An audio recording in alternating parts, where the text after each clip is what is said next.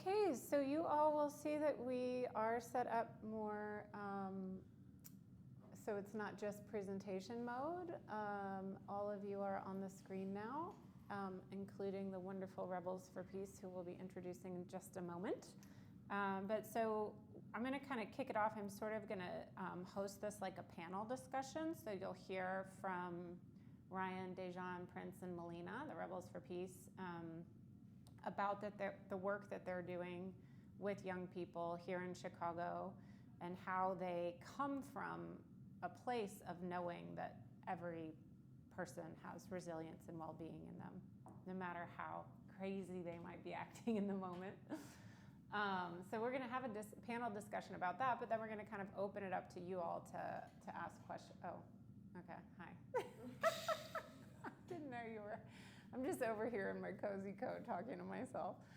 So then we'll open it up to questions from all of you, our guests. So, all right, let's get started. So I just want to start by having you all introduce yourselves and to just say something brief about why you got involved with the Rebels for Peace. Why does it matter to you to work with young people around resilience and well-being? So Melina, ladies first, let's start with you if that's okay. Hi everyone. My name is Melina. I'm 19. I'm from Chicago Heights. A little bit of the reason I started getting into the work that we're doing right now is really just being somebody that I needed as a young person, needing a mentor, and really just uncovering that within the community and making that change. I was just tired of saying that things needed to be done, things needed to be said, and they weren't getting done or said, and I just wanted to take action. So I think that's a little bit why I started doing this work. Oh, man, come on. I can't say why. I'ma just say hey everybody. I see a lot of familiar faces. I hope everybody doing good. It's Prince Jamar. For anybody that don't know me, born and raised in Chicago. Just trying to make change, spread love, spread peace. I got my main reason is to be the change that I want to see.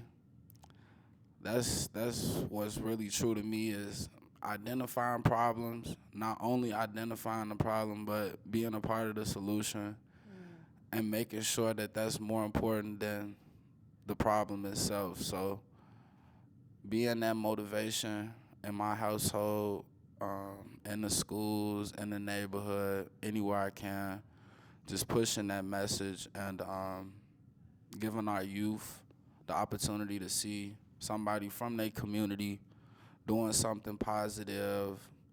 And that's just why the main reason why I do this is just to be the change that I want to see.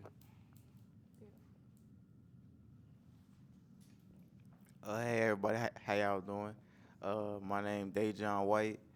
The reason why I started doing this is because I seen a change inside myself. I always was looking on the outside world to solve the problems that I had on the inside. I always looked at the outside world to solve any problem that I had, to be honest. And I never really thought that I can make the change that I wanted to see or be the change that I wanted to see until I started looking on the inside, and that just sparked something inside of me, and that's when I wanted to start to share this with the whole world, you feel me? Show everybody that the light that they need is already inside of them, everything that they need from resilience, critical thinking, peaceful vibes, positive attitudes, all that's already inside of us. We just got to bring it out. And when I see it inside myself, that's when I'm like, dang, this is true, you feel me?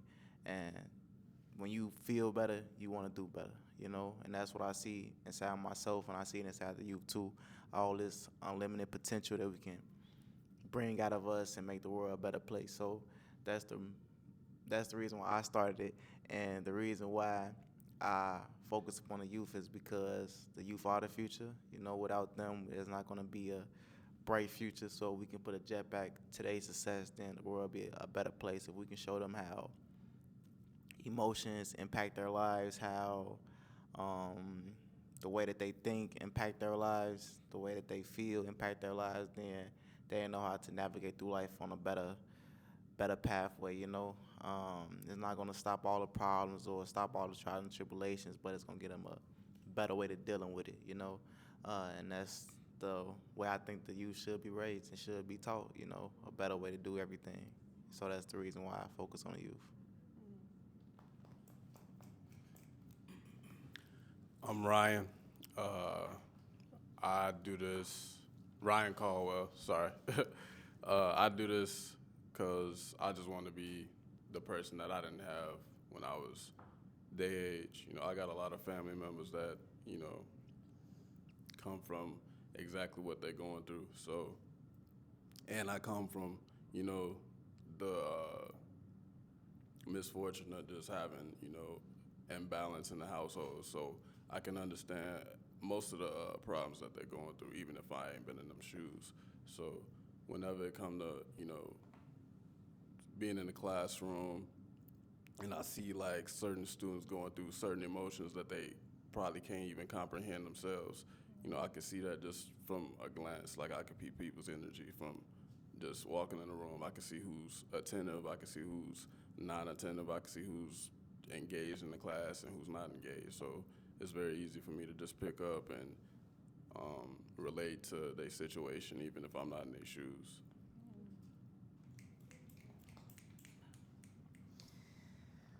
So I would love to have you guys kind of share a little bit about what you do to uncover resilience and well-being in young people. Like you all shared why you want to do it.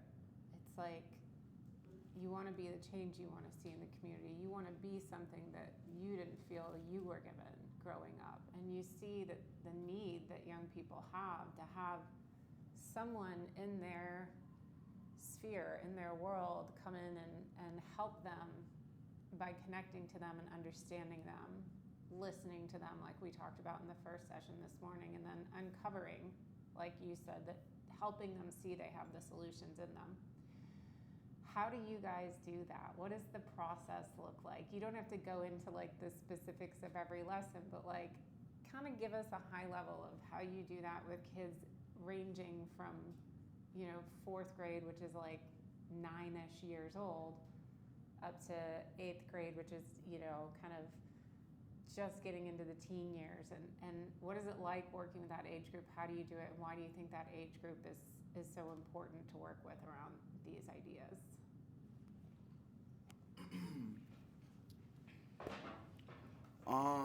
Well, a lot of what we're doing is creating a different space.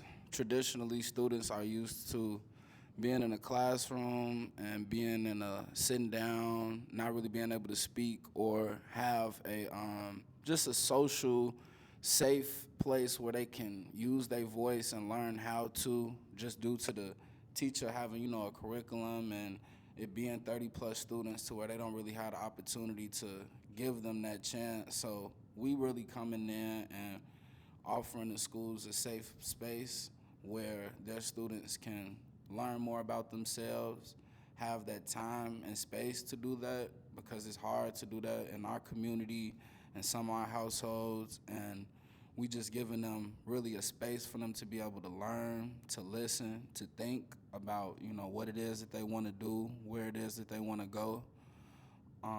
The process really starts with us coming in, connecting with them, not really just trying to rush into the curriculum or rush into teaching them anything, but just really coming in and just connecting with them, getting used to, you know, them seeing our faces, just having a genuine conversation, learning names. They do an all about me board where they write down a bunch of creative things about themselves, and you know, we have them share them so that everybody can get to know each other. And from there, it's just really a process of just us showing them that we care, spreading that love, being consistent, because they seeing us every week. so they know that we there and they know that we care about them because it's consistent. And for us, we going on 4 years, so a lot of our kids, you know, they know that we there for them. They know that we care about them. So, yeah, that's just a lot like of the beginning, you know, about how we come in and introduce the space to be able to do that. Because that's the most important part is just for them to be able to feel safe and to feel like their voice matters. And a lot of times they don't get a chance to do that in class or at home. So that's the first step. And then once they realize that we there, you know, for that genuine reason, then we able to really open up their mind, talk about different topics, get into different lessons. So, yeah, anybody want to add something? Oh, you go ahead. Yeah, I just want to add on to that. With building like a relationship with them, I really try to just check in with them, see what their weekend or It's okay. We're just getting a little bit of feedback. We'll fix it. with their weekend or just how their week's looking in general. Because sometimes even going into the curriculum, we just still need to check in with the kids, see what they're actually going through, and seeing if the lesson has anything to do with what they're going through, and if not, just also to address and make them feel heard and seen, really in a classroom setting. And it's hard to do that when you're just trying to get through stuff. So I think that's also a great time for them to really unload and vent out to us. Yeah. Go ahead. If I can just connect it to what we were talking about in the first session, what you just said is so powerful in that first they have to feel heard and seen. It's so easy to skip over that and think like, okay, we need to teach the kids this stuff. We need to help them so they can feel better. No. The biggest, most important part of reconnecting to our well-being is settling down inside.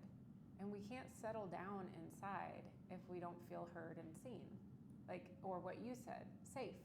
So you guys creating this safe space, giving them a place in their day where they get to be listened to, where they really listened to, really heard, really seen, is probably the biggest teacher of mental health and well-being, because then they can settle down. Yeah, then you can teach them stuff, and you do, but oh my gosh, that first piece is so important, and I know you guys see that every single time you go in there. It's like if you skip over that first piece, you can't really do anything else. And there's so much power in that first piece, so thank you for sharing that, Melina.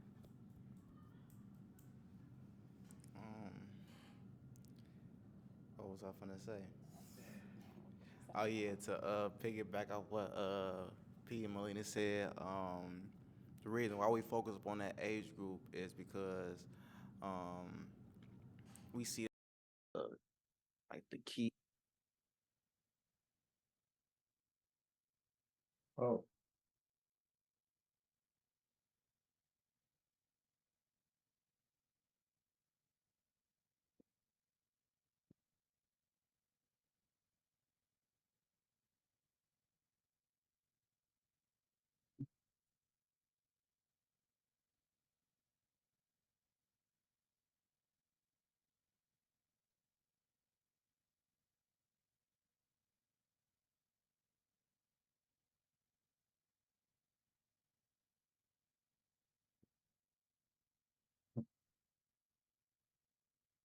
And once once we get older, we always ask ourselves or tell ourselves, like, what if I would have known this when I was at a younger age, you know? So that's why we start with the younger kids, because if we can put them on a pathway, then their whole lifestyle will be different, you know? Not just different when they turn 15, 16, 17, 18. Now they different when they turn 7, 8, 9, 10, 11, 12, you know? So they can set up for high school years, college years, you know, that whole growth period, learning different traits, learning different tactics, learning different social skills, learning different critical thinking skills, instead of being part of the norm, you know, going down a normal route, going down a normal rabbit hole. You know, they being themselves, learning themselves for themselves, instead of being what the outside world want them to be, or becoming another statistic, or just being something that's not true to themselves, you know. And you figure all that stuff out when you were a kid. You feel me? And then you try it when you turn a teenager. You feel me? So we can help them figure this out when they're a kid, and they can try this when they turn a teenager. Then that'd be best for our future. So I say that's one of the main reasons why we focus on the youth.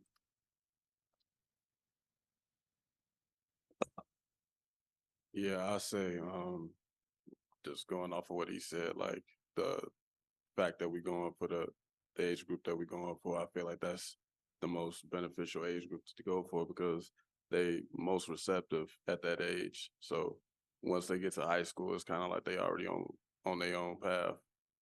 So when you really just take like the preteen age, like, and you really get something in their head that they probably never heard before, like a lot of them not learning nothing in their classrooms. So and in their households. So it's important for us to really like pay attention to what kids probably got less structure than others, and that's something that I specialize in. Like I really can like work with some of the kids that's prone to like breakdowns or whatever. Like just like a lot of the kids that I got for like in the 6th and 7th grade, like they literally just start crying in the middle of class, and I just spend 10-15 minutes outside just having a personal conversation with them, just making sure that they're good, making sure that they understand what they like, and a lot of them know that they got anger issues. So it's just me breaking it down. Like that's literally what we're here for. Like that's why we want y'all to really get in tune with the curriculum and get in tune with what we tell y'all. Like, yeah, this is really something that y'all can get back. If the more you put in, the more you can get out of it.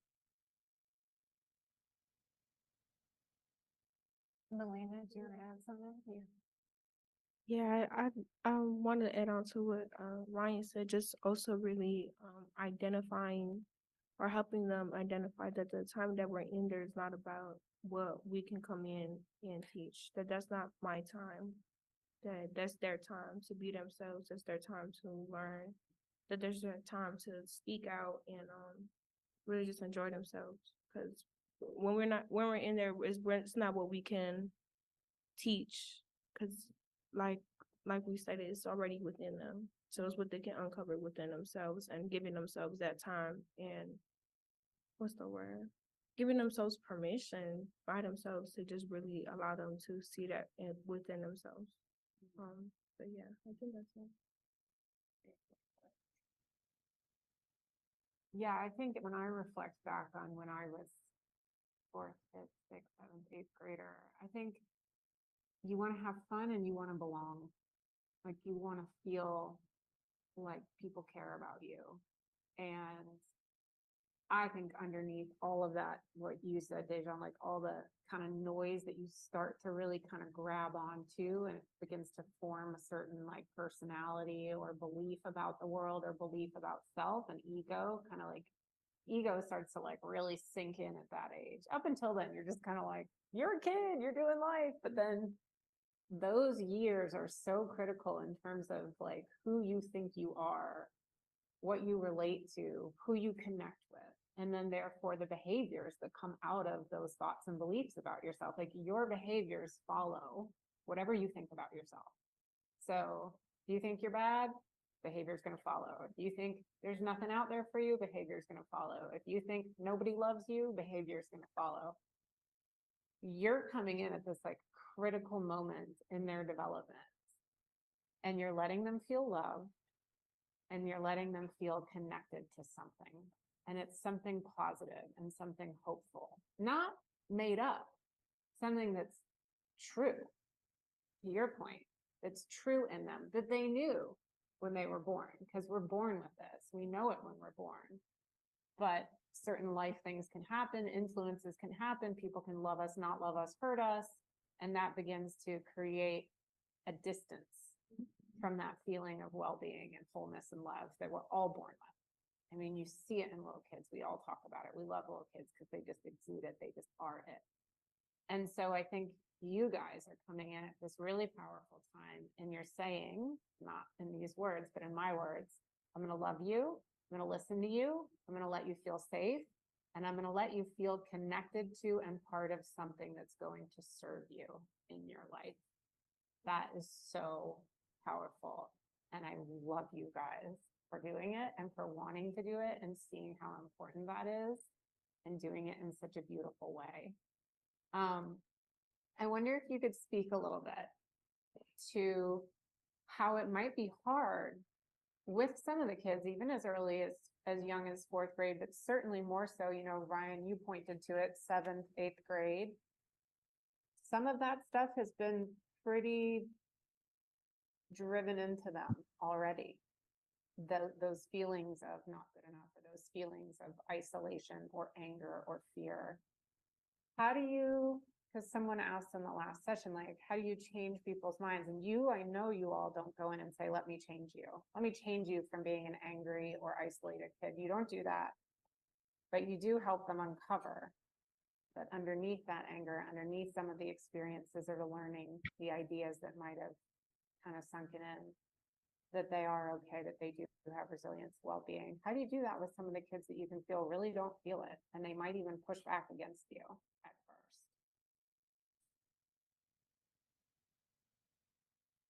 first? I say patience is a big role in it, you know, because a lot of these kids didn't have too much patience growing up. They had like reactive people in their life, so it's like that's the way to go. So if something happened to them, they just reactive. So I just say have patience with them. That's the first key, and consistently pushing the innocence role on them, you know, because just let them know that it's all innocence. You feel me?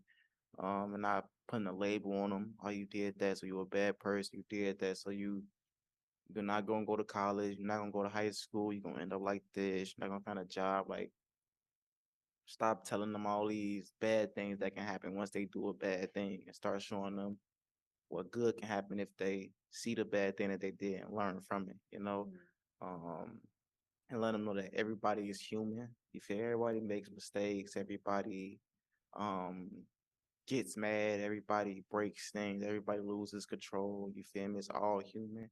You know, just because you did it doesn't mean that you're gonna be like this forever. Just because you did it doesn't mean that this is your lifestyle. This doesn't define you. You feel me? It's all innocence. Um, Everybody got a story behind why they did what they did. You may not agree with the story, but it's a story, you know? And that's what I feel like they need to consistently hear. You feel me? Because they always told that they the problem, they this and they that, not just from peers, but probably from parents, older brothers and sisters, teachers probably, anybody, you feel me? Probably been told this all their life, you feel me? So just keeping that patience with them, you know?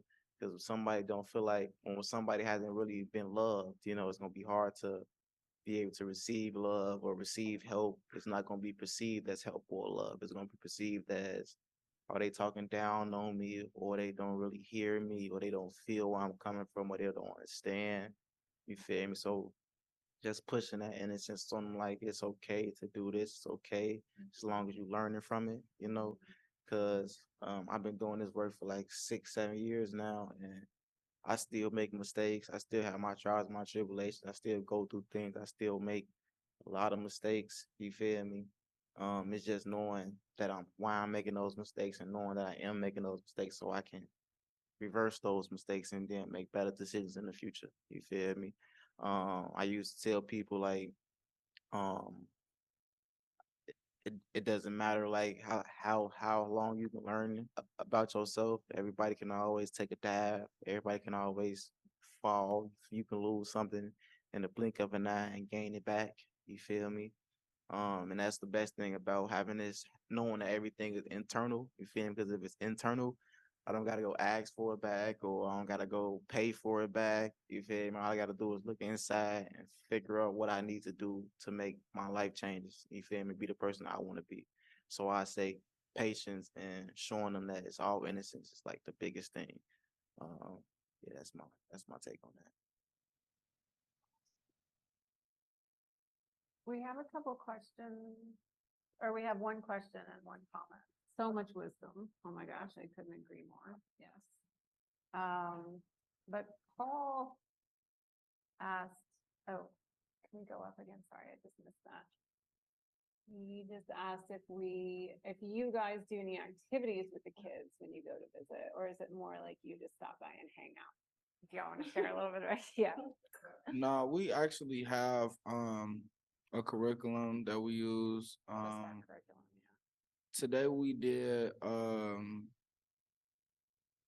today we did a flower. So today we planted a flower. So basically what we did was show them the process of planting a flower, which is, of course, you need a seed, and we use the seed as their dream or something that they wanted to grow in. And then the soil and the sunlight and the water were all of the things that they needed to be able to make their dream come true. So whether it was basketball, what did you need to do to make that? If it was becoming better in math or reading, or if it was learning how to better control your emotions, and just giving them the opportunity to be able to see what seed do they want to plant, and showing them how to nurture that seed, and then what the result of that will be, and just really giving them the opportunity to I can't see it.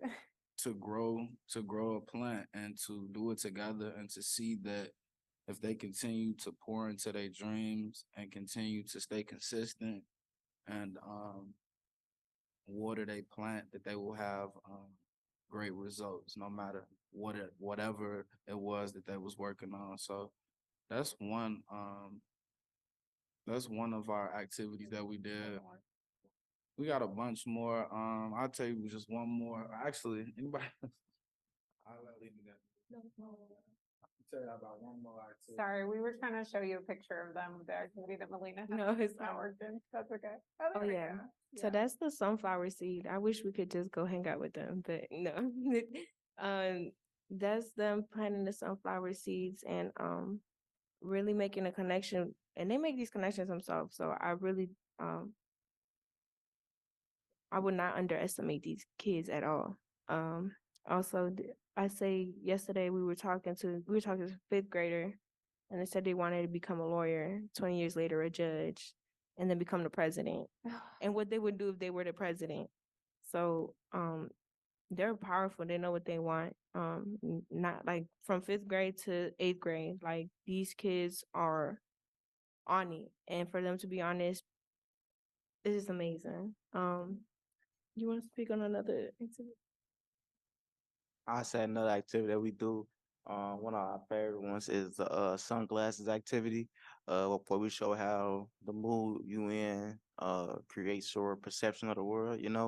Um, the example that I use is say you wake up in the morning, you got some red glasses on, and your parent asks you to take out the garbage, you're gonna be mad that they asked you to take out the garbage. You feel me? You're gonna say that your mom is tripping or your pops is tripping or they doing too much or why they asking to take out the garbage and you think it's them. You feel me? Because you're mad at the moment.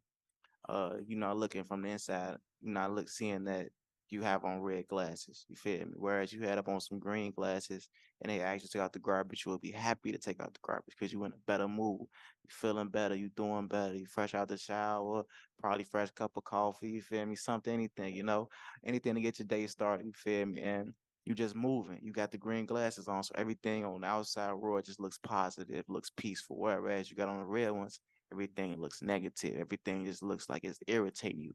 And if you notice when you got those glasses on, you don't give out that negative energy. You feel once you notice that you got those red glasses on, you don't give it out. You don't start an argument with your parents because you got the red glasses on. You don't start an argument with your spouse, or you don't start arguing with your coworker, or you know how to interact with people. I shouldn't go over here because I'm not feeling good, or I shouldn't talk to this person because I'm not feeling good, or I shouldn't go to this party because I'm not feeling good. Uh, that's just understanding emotion and understanding how they make us perceive the outside world. That's another one of the activities that we do, the sunglasses activity. Awesome. We have a really cool question I'd love for any of you to answer, or all of you if you want. But Yael asked, what was a moment that you knew you wanted to work this way? What was a moment that this way of work can make a difference? And thank you.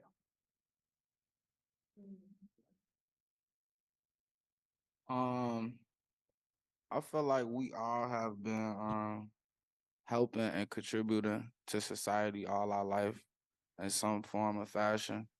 We just now are structured and doing it in school with youth. All my life, I've been helping people, sacrificing my time and energy for the greater good of somebody else. So, I mean, I've been doing this like all my life, but now I'm doing this with intention. Now I can, look back at the progress. Now I can look and see exactly who I'm helping. It's not like sporadic or just this random help. Now we could look and see exactly how we helping people and how to do it better, how to improve. And yeah, that's just what I would say. I would say that, but specifically for the youth, um, I just feel like they need mentors, they need support, they need to see they self. More importantly, a lot of programs that's ran are usually from people that are not from the neighborhood, that can't relate with the struggle, that have not had similar experiences to the children that they trying to support. And I know because I was a product of that. And we giving back something that we never had, which is ourself in a better state of mind, ourself in a better energy. We got more options to give the youth because we can see what we didn't do, and we know what they're going through because we've been through it and we still going through it. So yeah, that's what I said.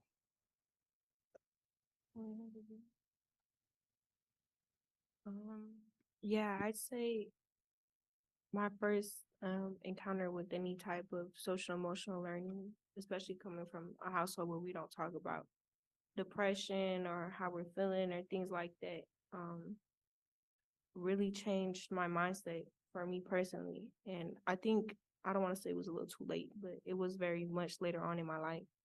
And just But realizing that I could have avoided so many problems or situations if I knew that I was acting on my feelings or emotions um at that age, which I didn't. And really just having the opportunity to be part of something like this, I'm beyond grateful. So when this opportunity presented itself, it's always something that I care about so deeply was mental health, especially in our youth, being a child that was not exposed to mental health or social emotional learning that much. So yeah, just really being able to give into that and be a part of it, which is I'm like beyond grateful for. Beyond.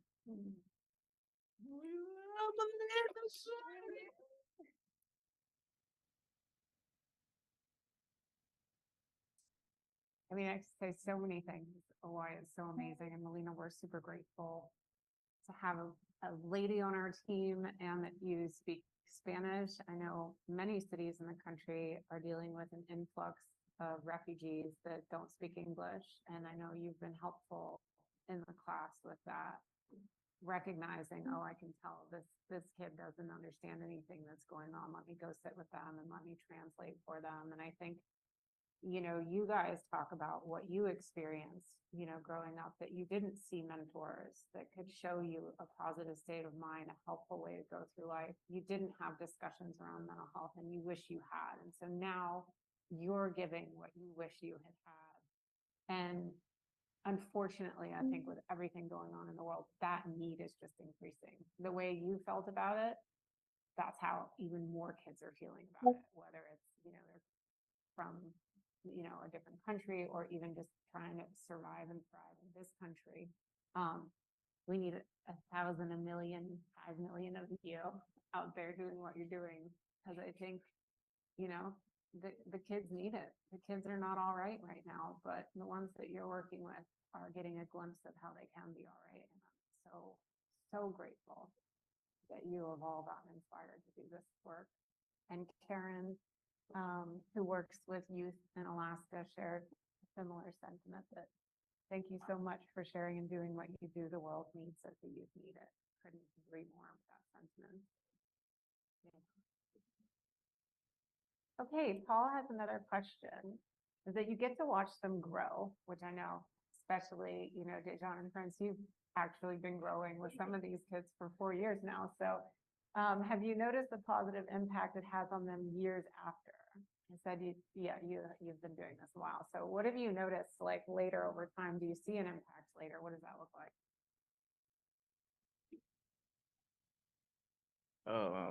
Yeah, I see a big difference. Me and Prince had this conversation earlier in the year with a couple of kids that we seen that returned from our last previous years. Um, they way calmer. You feel me? They listen way better than they did before. You know, um, you just see the whole improvement in the way that they carry themselves and the way that they talk to you, and the way that they act. Principals and teachers then came up to us and told us that kids then had some aha moments when we not that sometimes. For an example, two kids had a fight one time, and after the fight they was able to recognize like, oh dang, I didn't realize that I didn't realize that he wasn't playing at the moment. I didn't realize that he was serious at the moment. And the principal told us like that's not what they normally do. You feel me? Normally just point the blame like, oh, he kept hitting me, or he kept doing this, he kept doing that. But they was able to see like, I made the mistake. You feel me? I didn't see that this person was like this. I didn't understand what this person was doing. I understand what this person was trying to do. You feel me? Then they shook hands after that. You feel me? They can be cool. You feel me? They can talk about the problem, talk about how they impacted the problem and how they can make the solution to the problem. You feel me? But that wasn't nothing that they was doing in the beginning. You feel me? So I said one of the changes that we see is that they can honestly look inside themselves and see where they went wrong at and see how they can change it. Mm.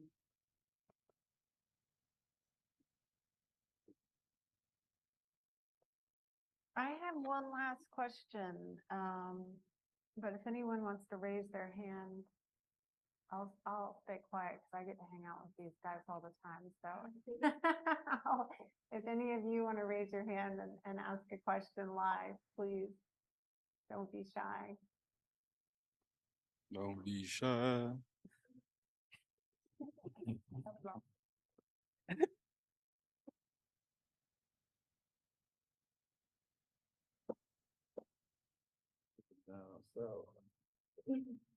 All right, I'm going to ask my question, and if any of you all decide, please feel free to raise your hand, and we'll put you on and you can ask. But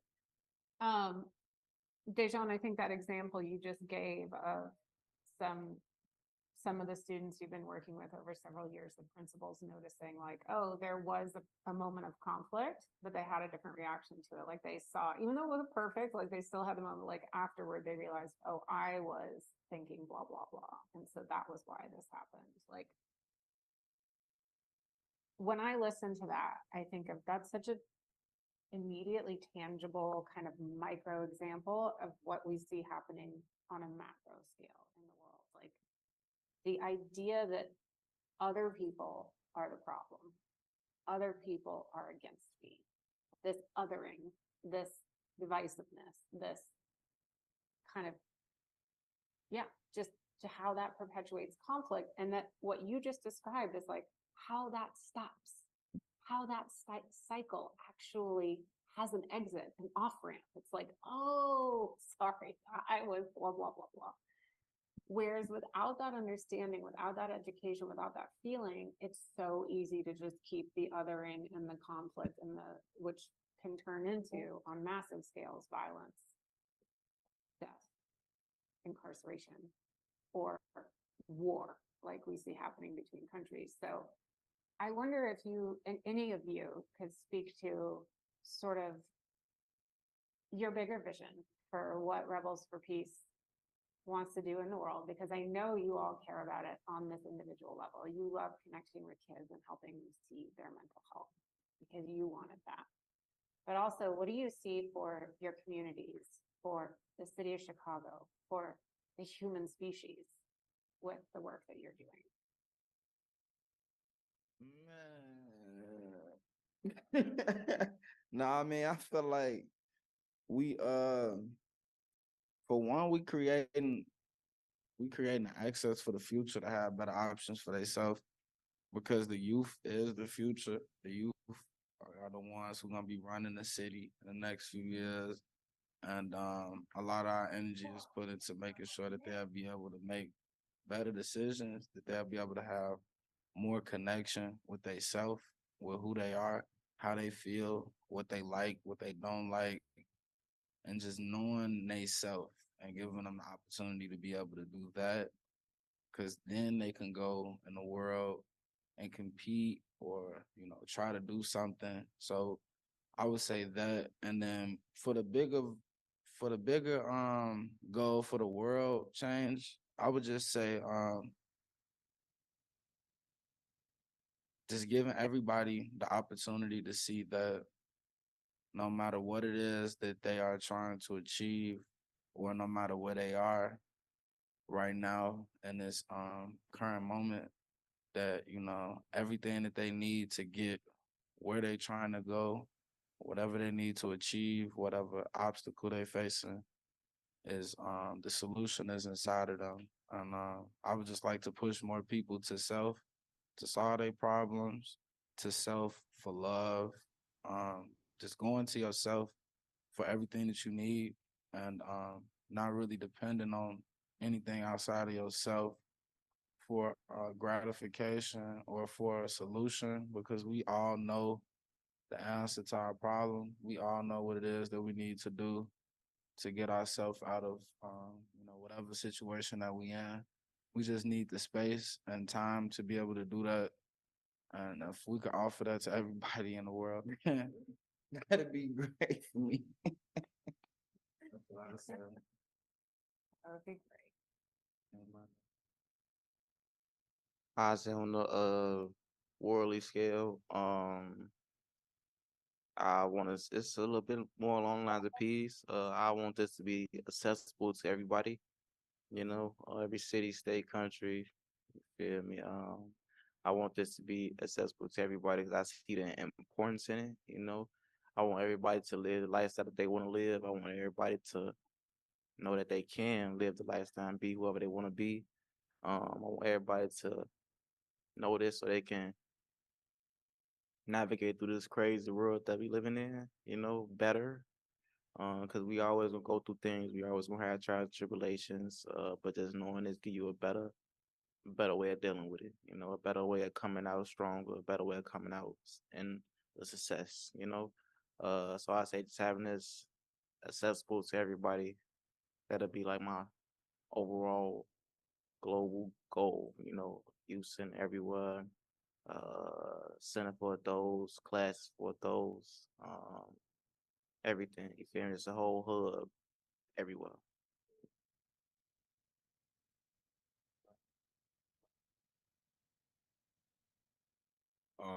Yeah, I think that if we could get everybody to literally take part in the program, I feel like the youth would have a better place.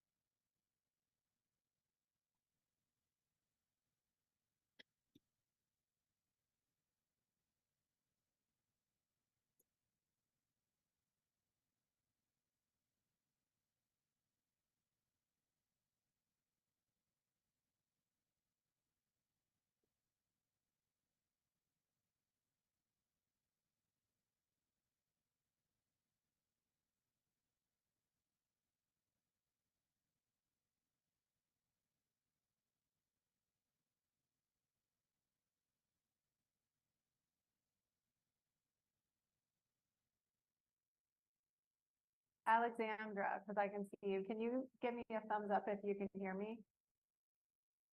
Yes. Okay, thank you. Sorry for disrupting your flow, Ryan.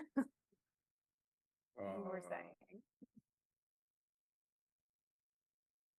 Yeah, I was just saying, I think if everybody can really, if every kid that's coming up can get like a part of the program and at least experience like some of the questions that they probably never gonna get asked at home, or some of the activities where they can, some of the kids that need like visual or hands-on like demonstration. Like some kids have different types of learning styles. Like me, I have to have a visual representation. Like you can't explain something to me. So like some of the kids, they have the easier way of learning the curriculum because we do the demonstration as well.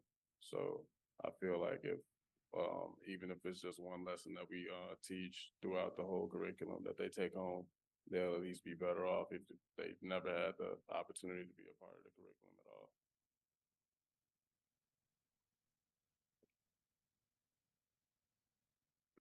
And we have a lot of questions, so you guys can take whichever ones you want.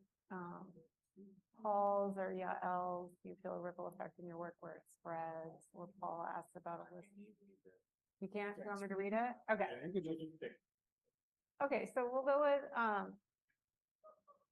Yael's. Do you feel a ripple effect in your work where it spreads, not just through you and through the kids who are affected by your work, but also maybe into their social circles? Do you see a ripple effect? Yeah, I feel like we giving the kids another option to have. I do feel like it's a ripple effect because we work with fourth, fifth, sixth, seventh, and eighth grade. A lot of our kids are cousins, brothers, and sisters. So we working with families most times. So anybody that little sister, we know they big sister, and vice versa. So it's the ripple effect is there because we touching most of the youth in each school. So most of the effects is just them knowing that they can do something different and just having that there. Not saying that they might always make a better decision or like, we go into class and we walk out and they just ideal angel students, but they are receptive and they are understanding that, they have another option. They don't have to lash out, they don't have to fight, they don't have to respond. And it's another option there for them, even if, in a households, if Hello. they family members or Oi. Mm. if they family members Hello, or hello. certain people that's in a household is involved in Ja, certain čekaj situations, sem klipal, lifestyles, and we čekaj we sem si still get them that napisal, time and space oni niso for nič them to be pol able to know pomagali. that they can have. So rekli, da obstaja ena firma tle v Sloveniji, PMF, Can y'all hear that? PMF in Elica. Čekaj, okay. Every single. Reči. Tle, doma. Okay.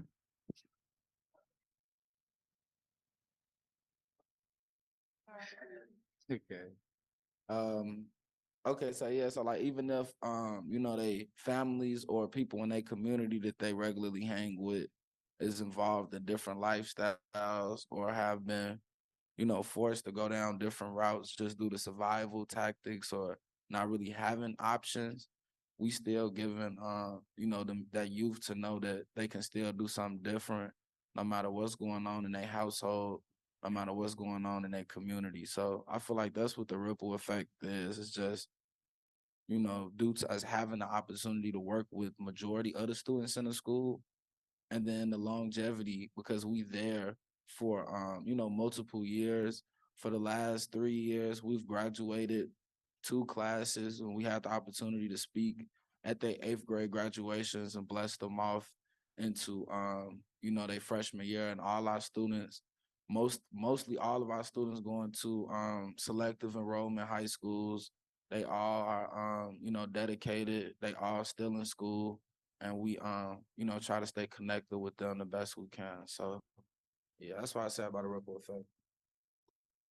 And I share another thing to piggyback off Prince, you feel me? The school want us, you feel me? The kids asking for us, At first me and Prince was just working with the well, all boys at one school, but now the girls seeing they like, when y'all gonna come get us? When y'all gonna come? You feel me? Take us out of school. I mean, take us out of class. Come work with us. Now we're working with the girls at the other school. Like what Prince was saying, we know some of the people got family members, so now they saying like, oh, now when they see it like, oh, we gonna get y'all next year, or we gonna get y'all in 2 years. My brother told me about y'all class. You feel me? A lot of word of mouth is going around the school, so it's like a lot of people is asking for us. You feel me? A lot of people want to be inside the class. They tell them the teachers, they tell them the principals, like, we want the rebels, we want the rebels, we want the rebels. You feel me? So I say a lot of kids getting impacted, and it's a lot of word of mouth going around because the amount of work that we doing with the kids. Someone asked if we worked with the parents and teachers. We don't currently offer specific things around that. Did you want to say something, Melina? But in terms of ripple effect. I say on the teachers, some teachers are not there, but some teachers do like to be involved when we are in there teaching the curriculum, which for the most part helps a lot. Because they're also getting involved with their kids, and their kids can also see that they care about what we're doing, that they're being receptive as well. So I think sometimes the teachers being there is really good for the kids, and just so the kids can see like, oh, my teacher actually cares about what I'm thinking and what I'm feeling. It's not just about my math and if I did my homework yesterday. So yeah, I say sometimes the teacher are in there, but we're not there for the teachers. Yeah. And for the parents, a lot of our parents in our neighborhoods working, 2, 3 jobs. A lot of our parents are single parents, single parent households. A lot of our children are walking themselves to school and home from school. So as far as working with parents, that's not really optional for the situation that we in. If the parents that do have the opportunity that may have more support from grandparents or family, we may see from here and there, but most of our parents are trying to survive. So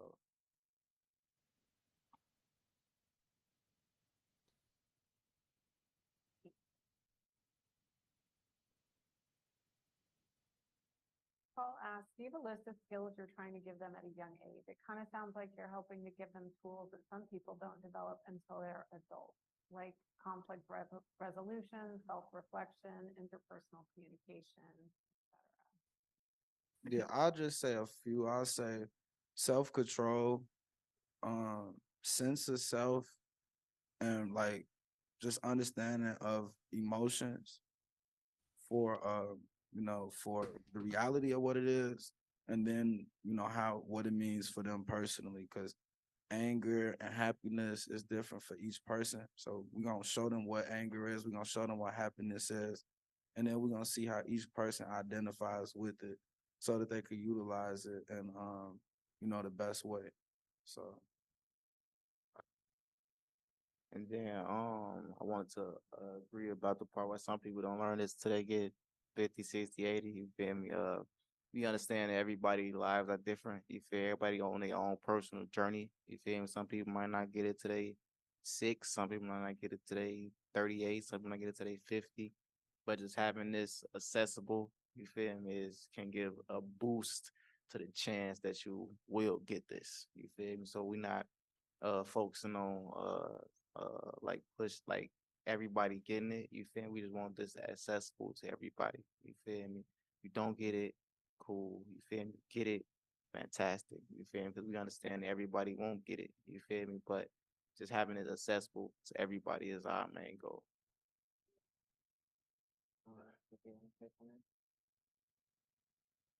Yeah, I also want to say, from some of the classes that we've been in, I see a lot of initiative in the kids, and sometimes the initiative is just direct directed or going in the wrong direction. So I would also say a skill that I hope to be able to teach um, is leadership, and leadership in the right things, in the right ways, towards the right things.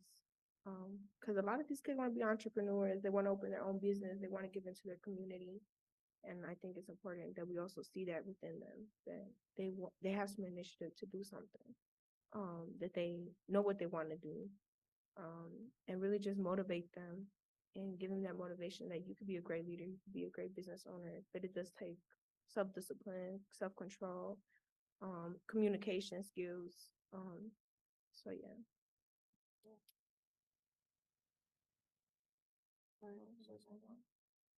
So it's already been said. Any? I think we got time for another one. Last one.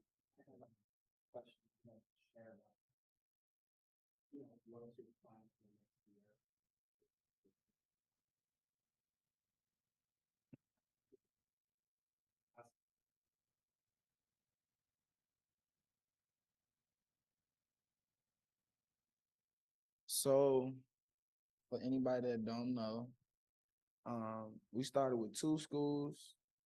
We was impacting around like 170, 200 youth in the schools, and now we are in 6 schools, and we are now reaching 700 students in schools a year.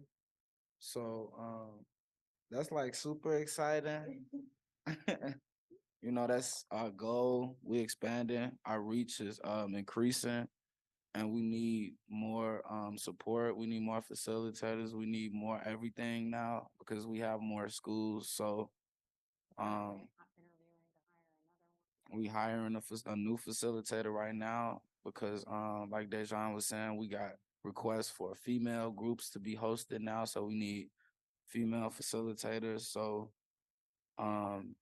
supporting us is donations.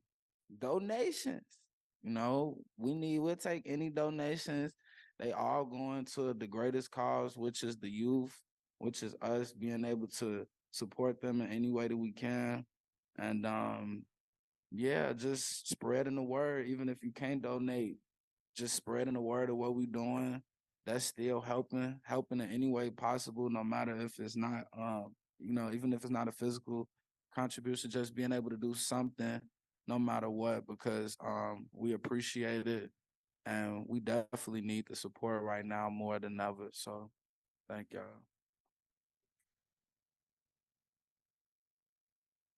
All right. Well, I know Adik's going to share it with you in the chat, Paul. Thank you for asking. And I know you have more classes to get back to shortly. So we really appreciate you coming and sharing a really up close personal look at why you do what you do, how you do what you do. And now I know you got to get back to doing it. So thank you guys so much for joining us on this virtual summit today. Thank y'all. Thank you for all the questions. Thank y'all.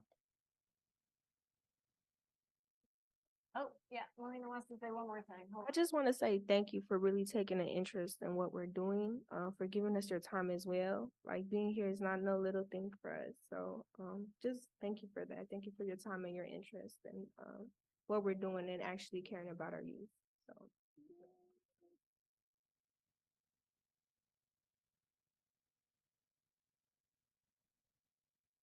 Okay, so we will be back at 12:45. So we're actually going to have a 45-minute break.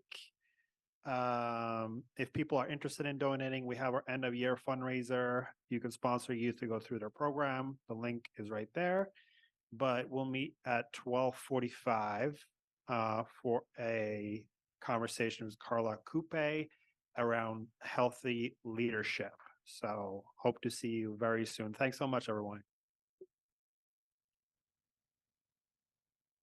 They're saying thank you so much. Great, fantastic. You're all great role models. Thank you, thank you. Fabulous panel. They're loving you guys.